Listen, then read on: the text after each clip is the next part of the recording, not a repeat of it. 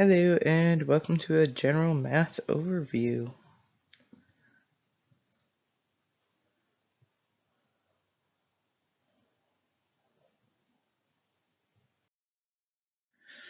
So we'll start with our fractions and ratios. You have fraction to decimal where you're going to divide a top number by a bottom number. So if I had something like 8/16, I would do 8 divided by 16 in my calculator. And what do you get? 0.5. So that's how you would get a fraction to a decimal. A decimal to fraction, you could put it over a place value, like 0.34 is 34 hundredths, so it'd be 34 over 100. Or you can multiply by your desired denominator, and it will give you the numerator, which would be your top. So again, we'll do like 0.5. And let's say we're trying to get into 30 seconds. We'll multiply by 32, and it gives us 16. So then 16 30-seconds would be our fraction. Decimal to percent, you would multiply by 100. So if you had like 0.78 as your decimal, multiply that by 100, or you could move the decimal 2 places to the right and you would get 78%. Also going the other way, if you had 78%, you could divide by 100 or move the decimal 2 places to the left and you would get 0.78. And that's how you move from decimal to percent or percent to decimal. Ratios compare two numbers, such as engine compression. If the engine is 100 cubic inches at the bottom of the stroke and 20 cubic inches at the top of the stroke, what is the compression ratio? So you'd have 100 to 20, and you could actually lower that down to 5 to 1, like 100 to 20. And if you reduce the fraction, let's say you divide it both by 10, you'll get 10 and 2, and then 5 to 1. The written is going to want you to get everything down to 1. Speaking of ratios, what are ways that you can express a ratio? Well, you could do it as a fraction, 5 to 1. You could do it with a colon, 5 to 1. And then you could also do it with the word 2 in between. Those are 3 different ways to express a ratio. Equalities are a statement of equality between two ratios. So it's saying 1 to 2 is the same as 3 to 6, or let's say you had 1/3, that's the same as 2/6, or 3/9, etc., etc. It's saying that they're all equal, no matter how big they were.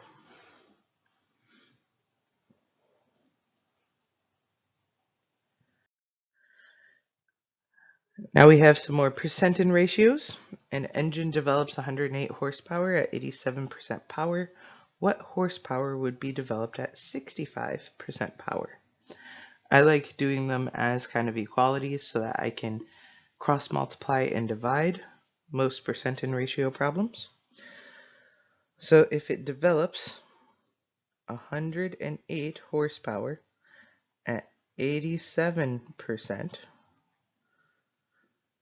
it's saying what horsepower will be developed at 65%.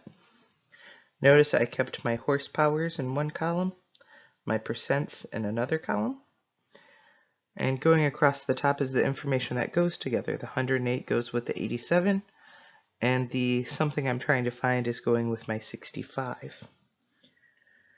Now what you'll end up doing is taking the two numbers that are across from each other and multiplying them. So you would end up with the 108 times 65, and you'll get some number. Let me pull up my handy dandy calculator. which happens to be my cell phone at the moment.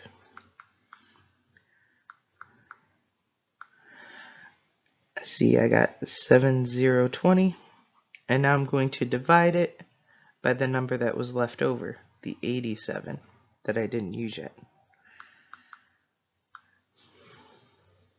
And I get 80.69.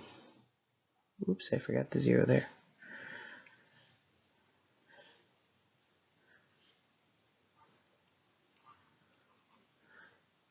So that's how many horsepower is developed at 65%. So not too bad, right? Pretty easy. Let's go on to the next one. Write 7/8 as a decimal and as a percent. As we talked about on the previous slide, we'll divide 7 divided by 8 to get our decimal. So 7 divided by 8 will give us 0.875. And then to get it into a percent, multiply by 100 or move the decimal 2 places to the right and you'll get 87.5%. What about 10 feet and 30 inches? Well, this one's kind of fun. You have feet and inches. So the first thing you have to do is get those 10 feet into inches so that you can actually compare them. So you'll do the 10 times 12 and get 120 inches. And it's compared to, as a ratio, 30 inches. Now we can simplify that ratio. You have 120 divided by 30, which will get me 4 to 1. So that will be my ratio there. Profit means you're over 100%, and so does emergency power. So emergency power will be like 102, 103% of the engine's rated power. And profit is whatever you're making over and above what you paid for something. So you'll treat them basically the same. If a parts department profit is 15% on a new part, how much does the part cost if the selling price is $150? So what it's saying is you bought it at 100%. You're selling it 15% over. So that's where the 115 comes in. 15 plus the 100% you paid for it. You're selling it at that 115% markup. So there's my $150. And you're finding out how much you actually paid for it. Again, you'll do the cross multiply divide. Whatever two numbers are across from each other, you multiply them. So I've got 150 times 100 is 15,000. And then you will divide by the 115.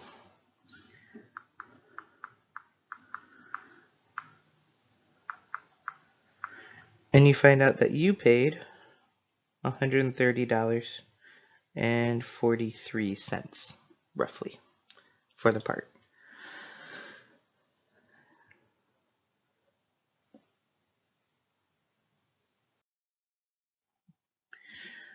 Powers and roots. You have this very large number is 10 to the power of what? So an easy way to tell the power of 10 to which a number has been raised is to count the number of places the decimal is moved. And then always remember you can use your calculator to type in whatever answer might be on your written and do times 10 to the whatever power. And see if you get the same number as what is shown on the written. It's a good way just to double check yourself. Alright, the square root of a number is a number that when multiplied by itself gives the number.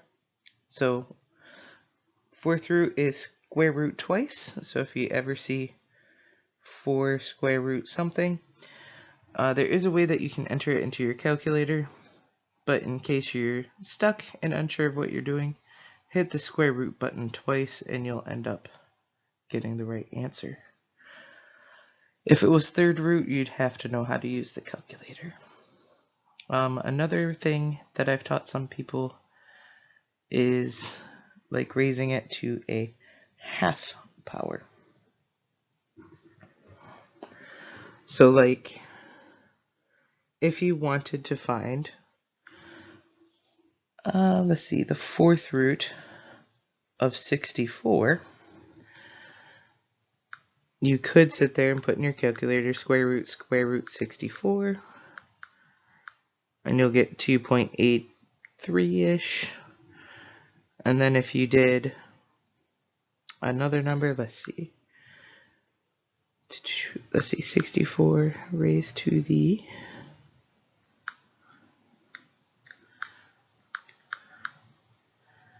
1/4 power will get you the same answer. So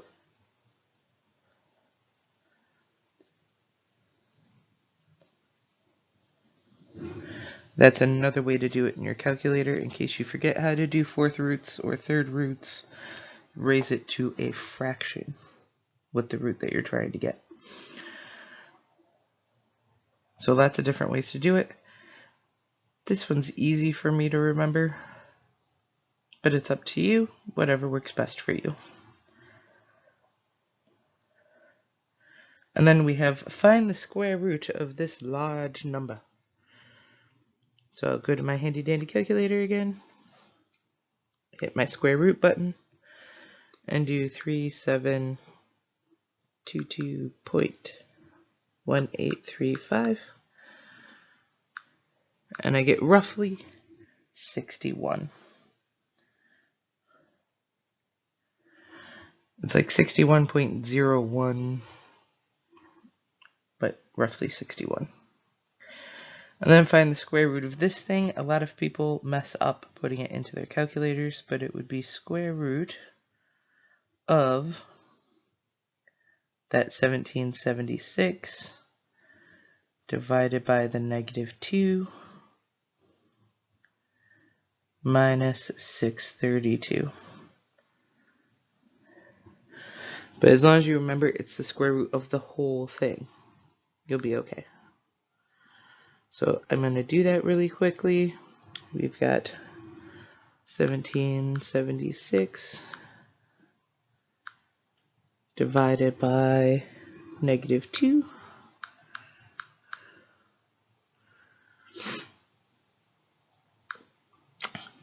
And we'll get 888 minus my 632. And I've got 256, and now square root the 256 to get an answer of 16.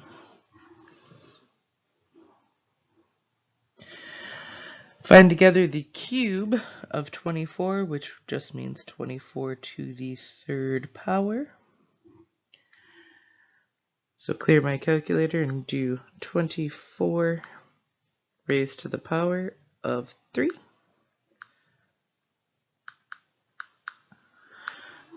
And I get 13,824.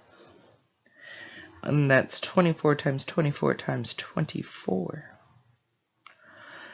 And then we have find together 10 raised to the -5th power. So I'll type in my calculator 10 raised to the -5th. And I get 0.00001. Another way you can think about it is we had 10 raised to the -5th. So I'm going to go 1, 2, 3, 4, 5-ish. Yeah. Okay, that didn't work. Trust your calculator.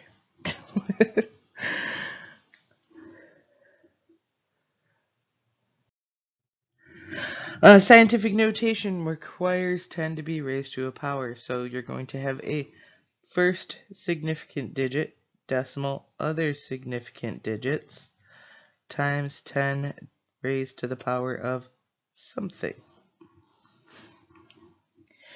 So here we have 3.78 times 10 to the fifth.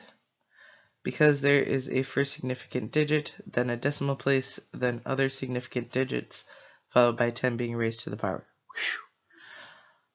That's a lot.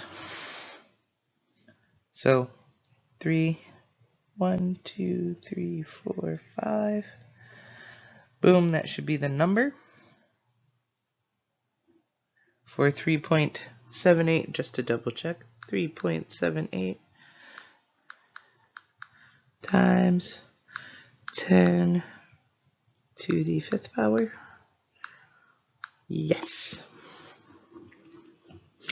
The reason why 37.8 times 10 to the fifth is not scientific is because there's more than one significant digit in the front of the decimal, so that's not scientific notation.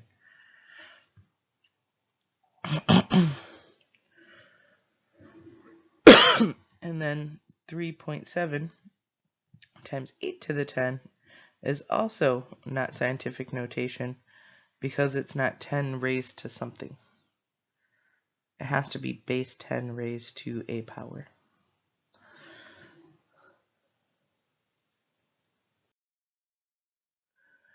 For areas, you would have, like, for a square, side times side would get you either inches squared, meters squared, centimeters squared, whatever it was measured in.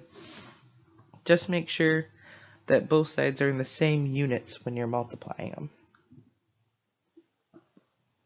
Same with the rectangle, length times width. Triangle, you have base times height divided by 2, or half base times height. Same thing. So for a triangle, I'm going to write it down. You could do base times height divided by 2, or half base times height. Either one works. For a parallelogram, it's the same as like a rectangle or a square. Base times height. Height is not the length of the side, though. It's how tall it really is. For a circle, you have pi, which the FAA tends to use 3.1416 for its base for pi. And then we have times radius squared. Radius is half of a circle. You might also see something like diameter. Diameter is across the circle, all the way across. So it equals 2 radiuses. So you want to get half the distance across a circle, your radius, times squared times pi, to get the area of a circle. More than likely, they're not going to ask you anything about sectors, but in case you're worried about it, there is a formula there for you. That weird symbol that you see there is angle, which is called theta. So it would be like if I had 30, it would be 30 divided by 360 times pi r squared. So if you ever needed a partial of a circle. Trapezoids, they're fun, beautiful things. You have 2 bases, and I always do base 1 times base 2, or a plus b, times height, and divide the answer by 2. You could also do as it shows, half a plus b times height. And then we have a rhombus. You have a, which is the distance between the inner corners, and b, the distance between the inner corners, times half. Most of what you're going to deal with is square, rectangle, triangles, and circles. Every once in a while, and it's rare, you'll see trapezoids and parallelogram. The parallelogram, usually they're just asking you, like, what does it look like? It might be an oral question. Trapezoid, same thing. They might ask you, what does it look like? Triangle with its, top cut off, or you have two parallel sides, two unparalleled sides. Parallelogram, you might say it looks like a box that got sat on or smushed, and it's got two sides that are parallel to each other and another two sides that are parallel to each other. Most of the time they don't have you find area of them though. But it is possible, so keep it in mind. For volume, usually what you end up doing for volume is a cylinder, because we have cylinders in our engines. Woohoo! So you'll have pi r squared, so you'll find the area of the circle of the cylinder, and then times height or stroke if it's dealing with the engine. So remember, with engines you have bore, which is diameter, and you'll have to divide that in half to get the radius, and then we'll have stroke, which is height. They might talk about cylinder height and talk about where the piston is at the top of the stroke and where it is at the bottom of the stroke. You'll have to figure out the stroke. And a lot of people go, why? Well, pretend this is my cylinder, and I have a cheeky little piston in here. So at the top of its stroke, it might have like 4 inches. That's a really low compression engine, but it might have 4 inches way up there. And then at the bottom of its stroke, I'm going to change colors for a second. It might say at the bottom of the stroke that it is like 8 inches of stroke from the top. Well, the actual movement in between is 8 minus 4. So that would be my stroke, that 4 inches. They might also do something about, like, very similar, but they might say the whole cylinder head is 10 inches long, and at the bottom of the stroke it's 2 inches from the bottom, and at the top I'm 2 inches from the top. If that was the case, I'd have 10 minus 2 minus 2. My stroke would be 6 inches. So you have to read the written question just a little bit to interpret what they actually want for stroke. Sometimes they give it to you and say this is the stroke, and then they'll give you extraneous information that you don't need, and then you'll confuse yourself. Other times they just go, this is the stroke, this is the bore, figure it out. And then other times you'll have to be like, okay, so from top to bottom, this is how much room I have. And you'll actually have to do some thinking. So just keep it in mind. They will have you do those. They'll also have you do the rectangular prisms. So you find the area of the rectangle, so length times height, and then times width, how long it goes out. That shape goes out. So they'll usually use fuel cells as an example for that. When they do that, they might say how many gallons can fit in there. So once you find the cubic centimeters, you'll divide by the number that they give you for cubic centimeters per gallon and get your gallons. But those are the two most common on. So we kind of talked about engine displacement. The piston displacement of an engine is the total volume swept by all the pistons in one revolution of the crankshaft. So the piston displacement is found by multiplying the area of the piston head by the length of the stroke, which will give you the displacement of just one cylinder. So then we have to multiply that number by the number of cylinders to find total engine displacement. So we're going to go through an example in a second. The volume of a cylinder is pi times radius squared times height. Remember, bore is diameter, so we'll have to get half bore for radius. And the stroke is the height or the movement of your piston up and down. So find the displacement of a 6-cylinder engine with a bore of 6 and a stroke of 5. You have the radius equals half the bore, so we'll take 6 divided by 2 and get 3. And then the volume of one cylinder is pi times 3 squared times 6, our height, to get 169.65, and that would be cubic inches.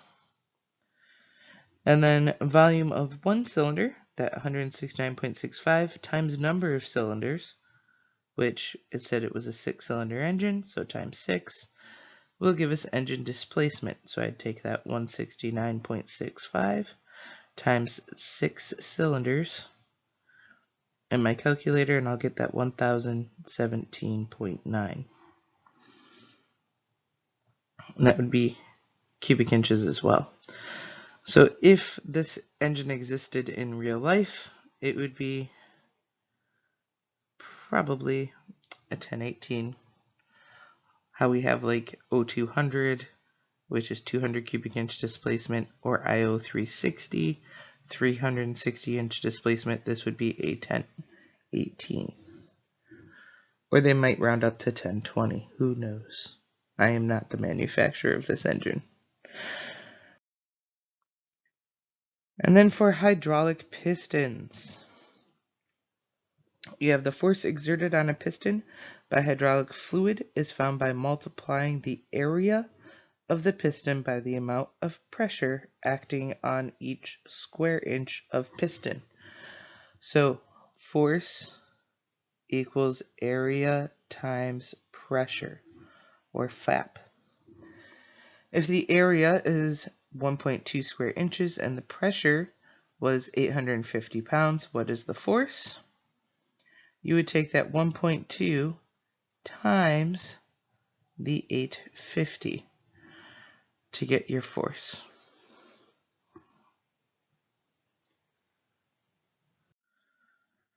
So for our binary numbers, a group of bits representing a complete piece of information is known as a byte, typically 8 bits.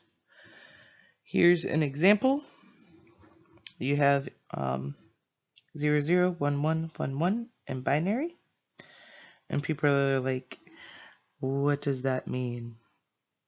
So we'll have 1, 2, 4, 8, 16, 32, 64, etc., etc., etc.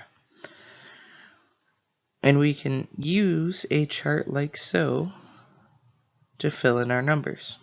So we had 1, 1, 1, 1, 0, 0, which means I have 0, 32, 0, 16, but I have 1, 8, 1, 4, 1, 2, and 1, 1. So if I add those numbers together, 8 plus 4 plus 2 plus 1, I will get 15. Similarly, people are like, okay, well, what if I have this number? What is that in binary? Well, you can run it backwards. So 47, for example. I have one group of 32 that I can pull out of there. So if I pull up my handy dandy calculator, I can do 47 minus 32 to find out that I have 15 left. So I can have 0 16s, but I could have one group of 8 pulled out of there, so minus 8. I have 7 left, which means I can pull a group of 4 out, so I'll subtract 4 from that, and then I have 3 left, so I can pull a group of 2, and with 1 left over. And there, I have found the binary number for 47. 1, 0, 1, 1, 1, 1. Let's do another example of both ways. So if I had the number 22, I'd have 0 32s and 1 16. Because 22 minus 16, I have 6 left over.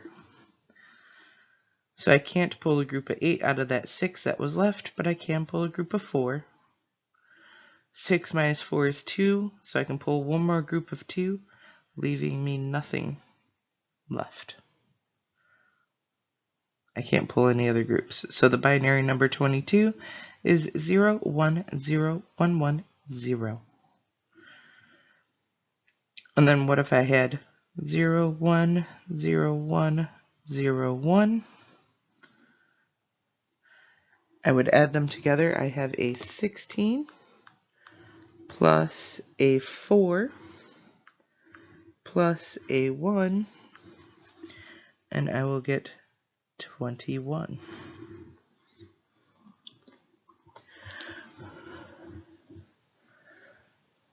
So hopefully that helps you with binary numbers, and hopefully that helps you with all your math for your writtens. I told you it'd be quick. It's been a half hour. It was nice studying with you.